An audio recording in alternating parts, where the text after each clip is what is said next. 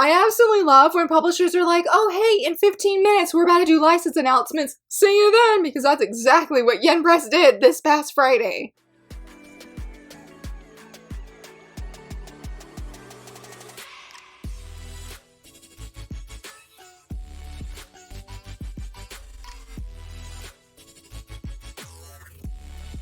Hello friends, happy Monday. So very excited that you're here. Apparently I am so excited that I almost forgot to brush my hair before filming this video, so I'm glad I remembered. I'm like, oh yeah, by the way, I need to do that. I'm like, oh yeah, I haven't done that yet. Been a very busy day, but I am thrilled for us to chat about some of those license announcements that we got from Yen. I think somebody said that we got 18 new licenses. Obviously, I'm not going to be covering all of them, so definitely go check out their website. Go check them out on Twitter. I'm assuming they shared on all the other social media. I know on Instagram that they definitely share in their stories, so you can wait, that's only 24 hours, but hopefully they still have it saved on there. But before we talk about those licenses, there was a new chapter of Glass with the Chance of Delinquent. Oh my goodness, chapter 45.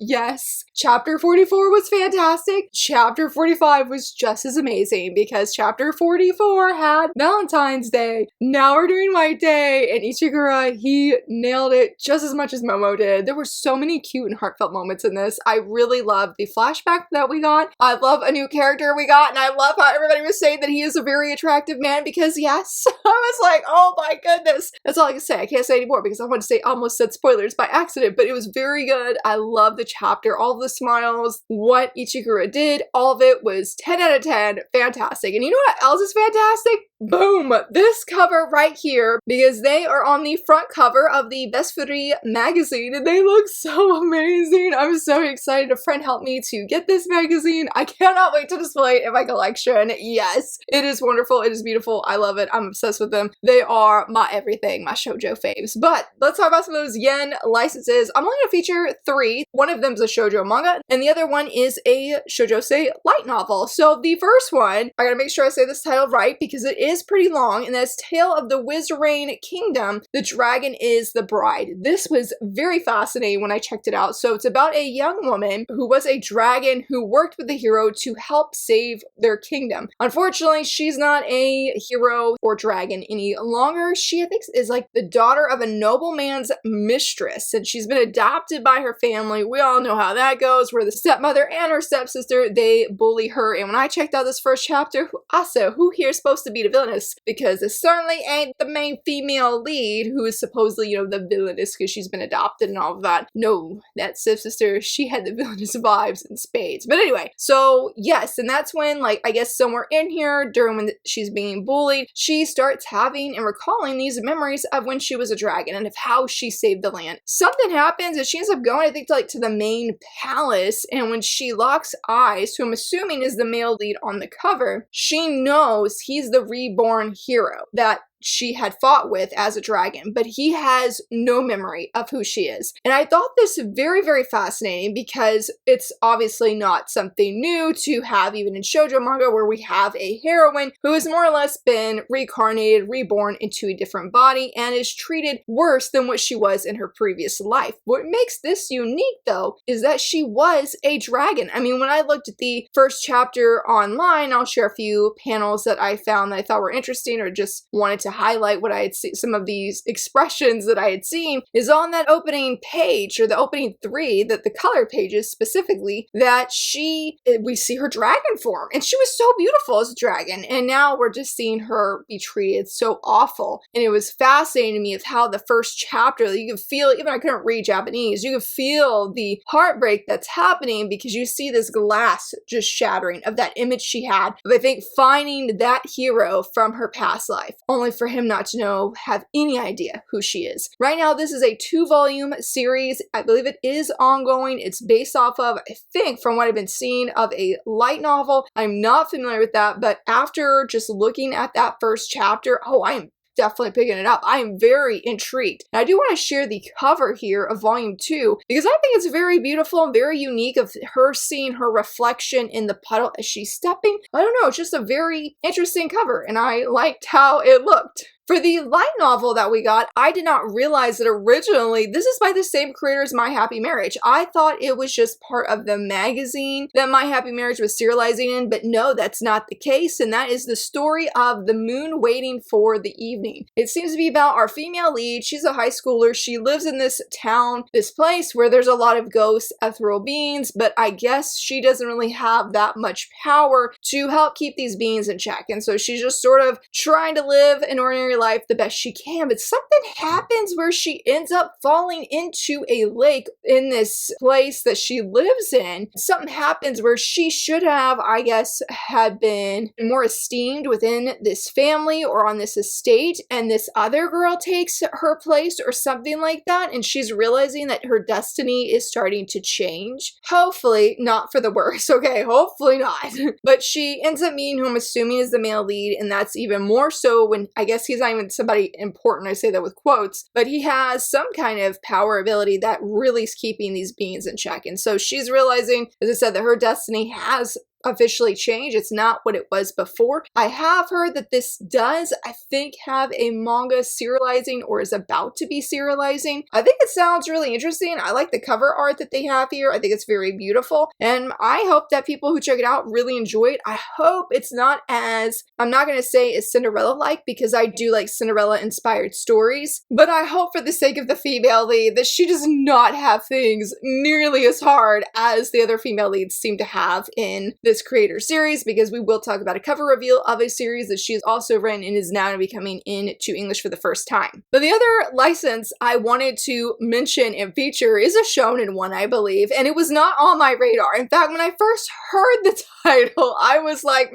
I don't know, and that's My Girlfriend is a Colossal Cutie. I love the opening blurb. It says, "Who says a short king can't find love?" And he ends up falling in love with the tallest girl in his class, and they enter into a relationship, but they're trying to keep it on the down low because they don't want to get made fun of, as it was in a different series called Lovecom. And honestly, that's why I'm interested in this series, because when I checked out the first chapter, rewind even past that, I didn't have this on my radar at all until somebody had shared some panels in a Discord server I'm in. It really gave me Lovecom vibes, and I would like to give it a shot because I just thought that was fun. It hit that itch a little bit, and I feel like I really have been trying to search for a shonen romance I would like to read. I don't know why. I think it's because there was another series I was interested in, but it was starting to it started off sweet. It seemed to be going a little bit fan servicey. I'm like, no, that's not exactly what I'm looking for. So I think I'm gonna try this, and I guess I will report back. There was a scene I was able to read chapter 1, and then I was able to see a free preview of chapter 5. There was a scene where the female lead in this manga is riding in on her bike, and it totally reminded me of the scene from Lovecom where Risa is riding on her bike. She has Odoni on the back because the trains, I think, weren't running, and Odoni needed to go get to his college exams, or the exams to get into college, and she's like riding super fast with him, and this is the same thing that happened in this manga. And I don't know, it just made me happy to see. So I truly hope that it's a very genuinely cute, sweet romance that doesn't have any fan service. And I thought that she, based off the cover, I thought she'd be a lot taller. Now, mind you, she is very tall. When I saw how much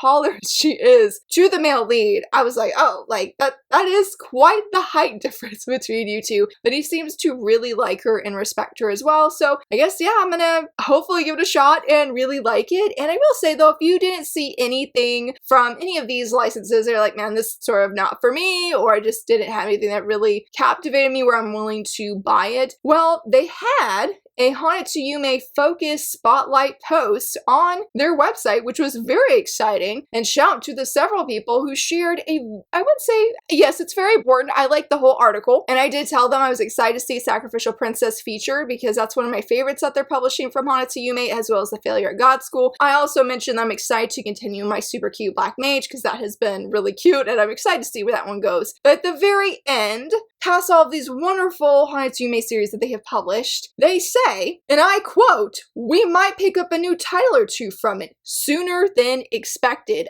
I was so like, oh my goodness, like we're gonna be getting some Hanatsu Yume series. Hopefully they will give us more than one. I will be all here for that because I have mentioned that outside of the Best Furry that has glasses, My Girlfriend's Child and whatnot, that is my #1 favorite. And let's not forget about Watch Out for Waterase.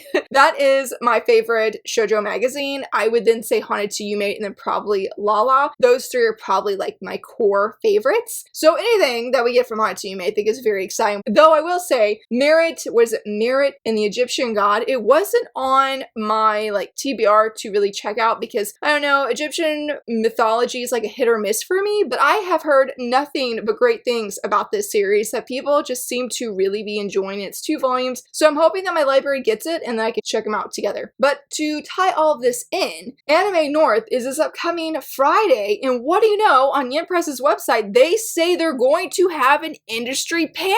I'm like, oh my goodness, I'm like, is this where we're gonna get the Hanatsu Yume licenses? And I'm just very surprised because if we really got 18 licenses this past Friday, how many are we gonna be getting Anime North? Now, I don't know how big this con is or anything like that. I know it's in Canada, I'm pretty sure, but I really hope that there is a lot. And that there's a lot of Hanatsu Yume. There's a lot of Hanatsu Yume. And that's not the only exciting thing from a publisher that they have shared, because Manga Mavericks also said that Mondays are about to get much more exciting. Well, they didn't say that, but I thought that, okay? And they have a post here saying, or a tweet, excuse me, how they're going to be spotlighting on exciting new manga license, upcoming release, or a special announcement from Manga Mavericks books. Now, I don't know what that special announcement means, but somebody that works on the team of Manga Mavericks has said that the license that they plan to share has been picking up steam. It does not have an anime, and I think that was all that they said for like hints. But I'm very curious to know what it is. They did not say what the demographic was or anything, but I have been very interested for several different titles, I think, from Manga Mavericks. Probably the biggest one is Vegetable Sandwich, which has Delinquents. It's a 2-volume shonen series. I'm very excited for that. Also, very excited to see what's going to be coming from them, though unfortunately, Wonderful Wednesdays are going to be on pause from 7 Seas. I feel like there hasn't really been much shoujo from them recently, and it'll be interesting to see what they do when they come back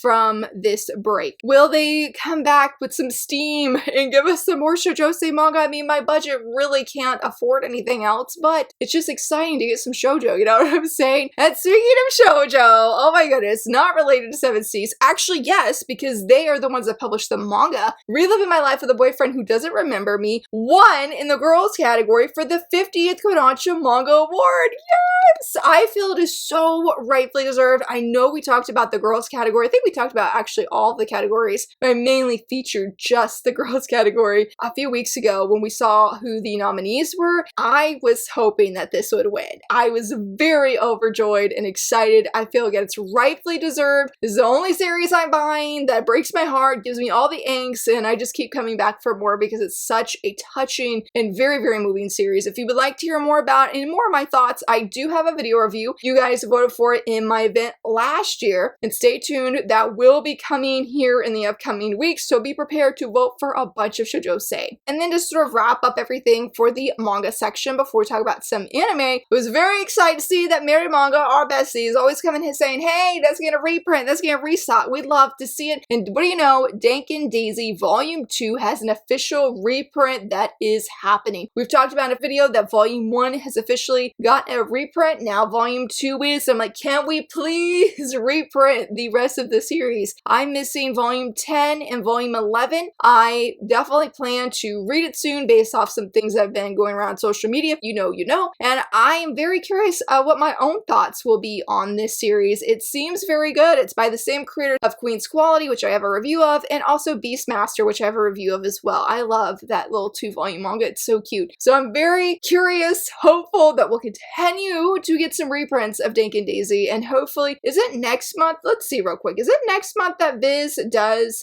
their license announcements? Because from far away, when are we going to get it? When are we going to get it? Yes, based off of my spreadsheet that I have tracking all the shoujose licenses, in June is typically when I guess they do these license announcements, and I'm hopefully from far away, please let them have it. I would love either a 2-in-1 edition, which they have in Japanese, or excuse me, in Japan, or just having a reprint. I'd be happy with either or. Like, I know some people are like, I don't like the 3-in-1, but I'm like, listen, I do not not want to pay $100 a pop for one single volume if I'm lucky to get it that cheap. I will gladly take less than favorite 3-in-1 if that's the case. Or even, I haven't had a 2-in-1, so I can't speak on that. But I'm just like, please, please. So hopefully here in the upcoming weeks, we'll have some exciting news for that, and hopefully several shoujo wins. You can do it, Viz. I believe in you. At least I'm trying to believe in you, okay? On a very guaranteed note, though, let's talk about some anime. We had one new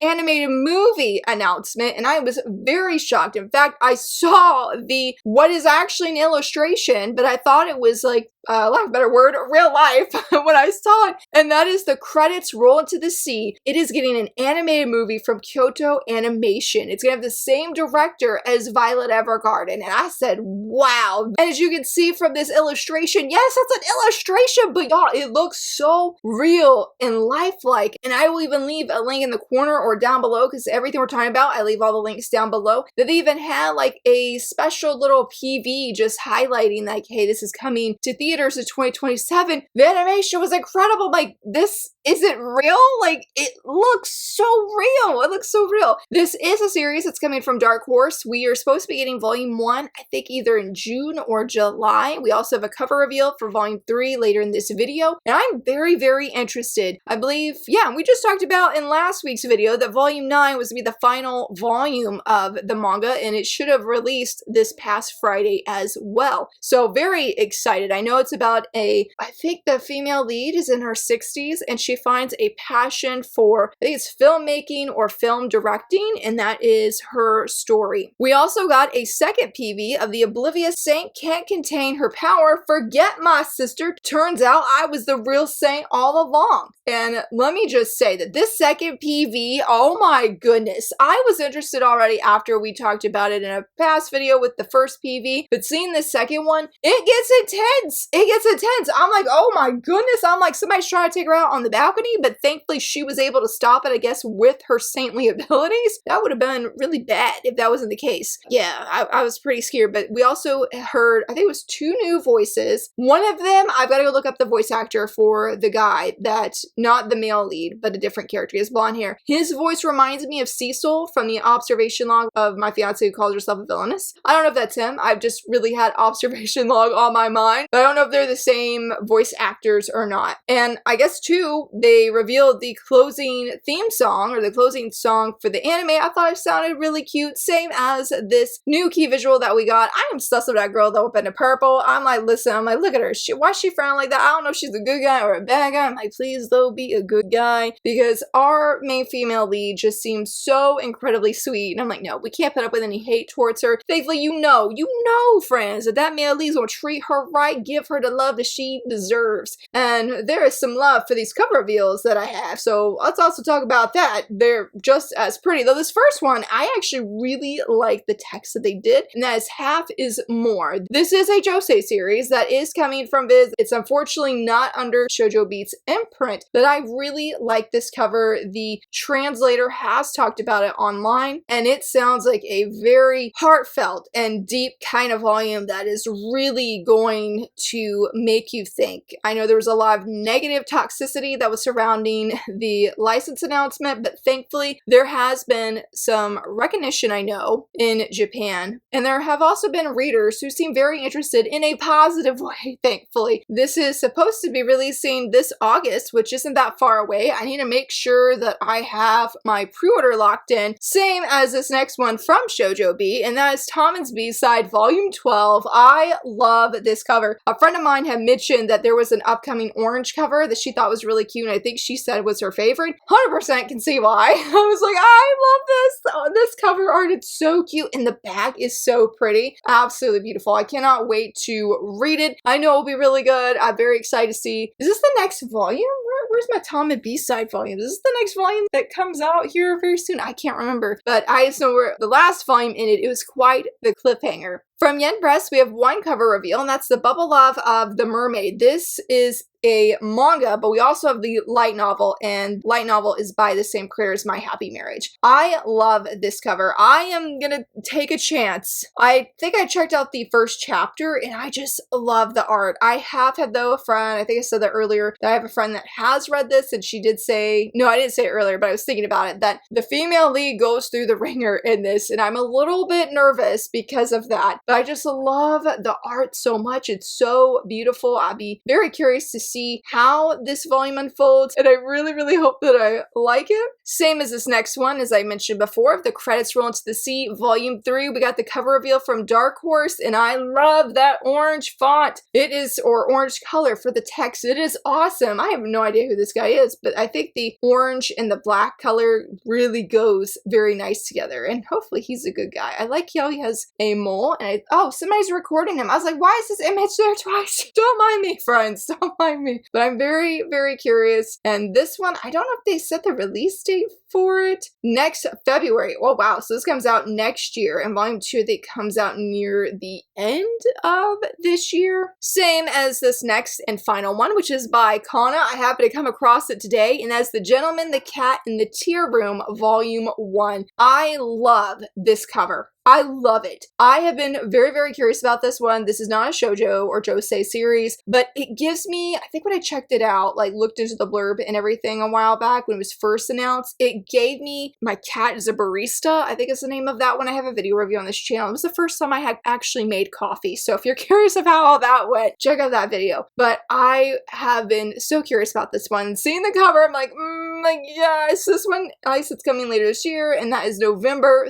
3rd. Very excited. I feel like Kana has really been nailing it with their recent licenses that they have. This one, again, it's not shoujo, but one that I felt was just such a good one. It feels like a diverse kind of cat manga as well. Hopefully it is, I guess, to be determined, but I really hope that you saw something exciting in this video. I also really hope that you had a license win, or if not a license win, a license that you were excited about. Let me know down below, and if you enjoyed this video, please give it a thumbs up and subscribe, and thank you so much for watching. Bye!